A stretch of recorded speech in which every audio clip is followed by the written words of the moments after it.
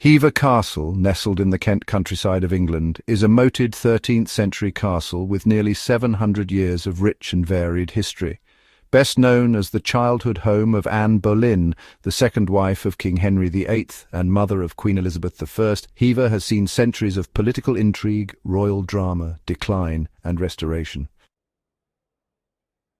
In the 1270s, Hever Castle began as a country house built in 1270 by William de Hever, a sheriff under Edward I.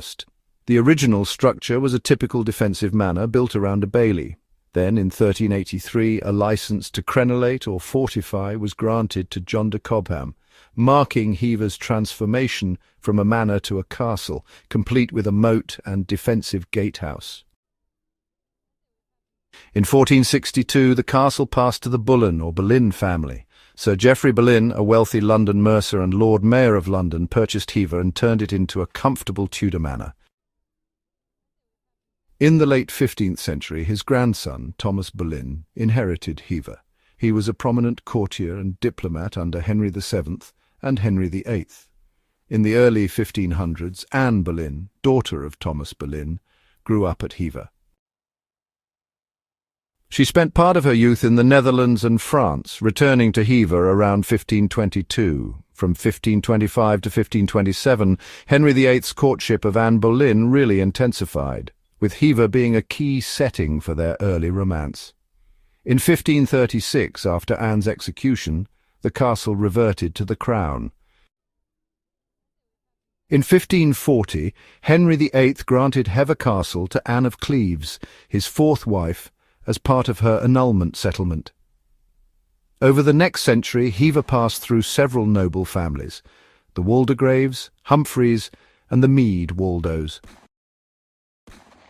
The castle slowly declined in importance and maintenance during the late Tudor and Stuart periods, although it remained a private residence. Hever Castle continued to pass through aristocratic families, but, it actually fell into disrepair by the 19th century. It remained relatively obscure during the Georgian and Victorian periods, though, some minor restorations were made along the way. In 1903, American millionaire William Waldorf Astor, who was honestly one of the richest men in the world at the time, purchased Hever Castle.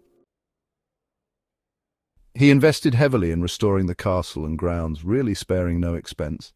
Astor restored the Tudor interiors with lavish woodwork, tapestries and furnishings, bringing back that wonderful Tudor splendor. He created the Italian garden to house his remarkable collection of classical sculpture. And, he also developed the lake, the maze and the rose garden, making the grounds a true spectacle of grandeur. The castle, it was transformed into a showpiece of Tudor and Edwardian grandeur, really capturing the spirit of both eras in its design and atmosphere. In 1962, the Astor family sold the castle, and it opened to the public, beginning an entirely new chapter in its fascinating history. Since 1983, Broadland Properties Limited, a private company, has owned and managed the castle. Extensive conservation work has, continued to preserve the castle's Tudor features and those beautiful Edwardian gardens. Hever Castle now operates as a major tourist attraction, featuring exhibitions on the Boleyn family, Henry VIII, and Anne Boleyn's relationship, as well as Tudor history and life. The estate also hosts events, jousting tournaments, and, even weddings. Now let's step into the very rooms where history unfolded. Tudor-era spaces like Anne Boleyn's bedroom and, Henry VIII's visiting chamber. These rooms, honestly, just seem to breathe the stories of the past. Surrounding the castle are extensive gardens, including, an Italian garden, a rose garden, and even some delightful topiary. Beyond that, Hever Lake offers boating and peaceful woodland walks, perfect for a bit of reflection or just soaking in the scenery. Inside, you'll find a remarkable collection of Tudor artifacts, paintings and furniture. Each piece really offers a tangible link to the lives and legends of those who once called Hever home.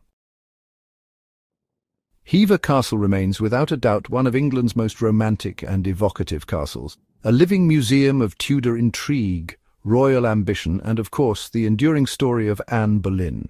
Its blend of medieval architecture and Edwardian elegance makes it a rare example of a historic home that has somehow managed to retain both its unique atmosphere and its accessibility to all. Please like and subscribe to our channel.